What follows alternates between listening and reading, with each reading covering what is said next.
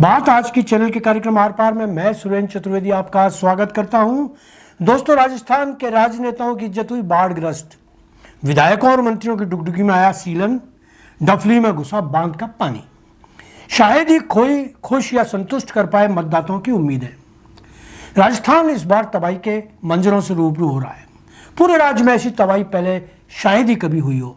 TV channels हो या अखबार, सभी में जल समाधियों के दृश्य देखने को मिल रहे हैं। राजस्थान आज एक ऐसे दौर से गुजर रहा है जहां आसमान से बरसी आफत ने पूरे राज्य को हिला कर रख दिया है। इस बार बारिश राहत नहीं बल्कि विनाश का पैगाम लेकर आई है। नदियां किनारों से बाहर निकल आई हैं, तालाब और बांधों ने सारे बंधन तोड़ दिए हैं और शहरों से लेकर गांवों तक जगह जगह पानी का सैलाब छा गया है। हर विधानसभा क्षेत्र में ग्रामीण इलाकों में कच्चे मकान मिट्टी में मिल गए हैं। खेतों में खड़ी फसलें मक्का, मूंग, बाजरा, सोयाबीन और कपास पूरी तरह चौपट हो गई हैं।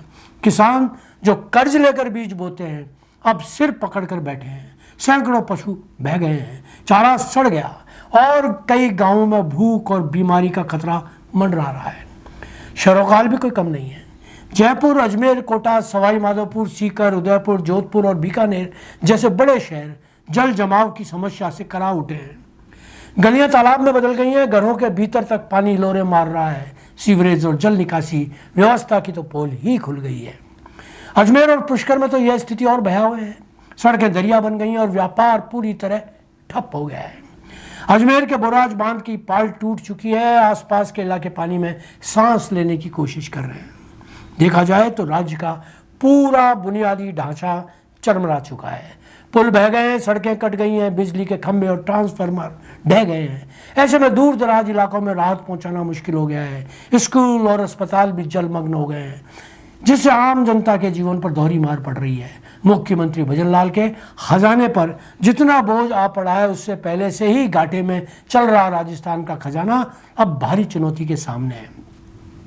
किसानों को मुआवजा, बेघर हुए परिवारों को राहत, टूटी सड़कें और पुलों का पुनर्निर्माण, शहरों की सफाई और महामारी से निपटने के इंतजाम, इन सब के लिए अरबों रुपए चाहिए। सवाल यह है कि राज्य सरकार इतनी भारी राशि कहाँ से लाएगी। एक तरफ तबाही तो दूसरी तरफ राजनेताओं पर जनता का गुस्सा फटने लगा है। जहां देखो पीड़ितों की मौज फौज मरने मारने पर उतारू है। राजनेताओं को इज्जत बचानी मुश्किल पड़ रही है। राज्य का बड़े से बड़ा मंत्री और ताकतवर जन नेता भी जनता की नज़रों से नजरें नहीं मिला पा रहा। जनता की उनसे जितनी अपेक्षाएं हैं उनको पूरी करना किसी भी नेता के वश की बात नहीं। जहां सरकार अपनी पीठ थपथपाकर राहत कार्यों का ढोल बजा रही है, वहीं जनता सवाल पूछ रही है कि यदि हर साल यही होना है तो विकास और योजनाओं और करोड़ों की लागत से बनी जल प्रबंधन परियोजनाएं किस काम आ रही हैं। विपक्ष भी लगातार सरकार को घेर रहा है। सच कहूं तो यह सिर्फ प्राकृतिक आपदा नहीं बल्कि हमारी योजनागत असफलता की पोल खोलने वाला आईना है। जल संरक्षण, मजबूत बांध, आधुनिक निकासी और व्यवस्था और वैज्ञानिक आपदा प्रबंधन, इन सब की सब जरूरत है। वरना हर मानसून राजस्थान की विधानसभा क्षेत्रों को इसी तरह तबाह करता रहेगा और हर बार खजाने को इसी तरह खाली करता रहेगा। आज इतना ही, धन्यवाद।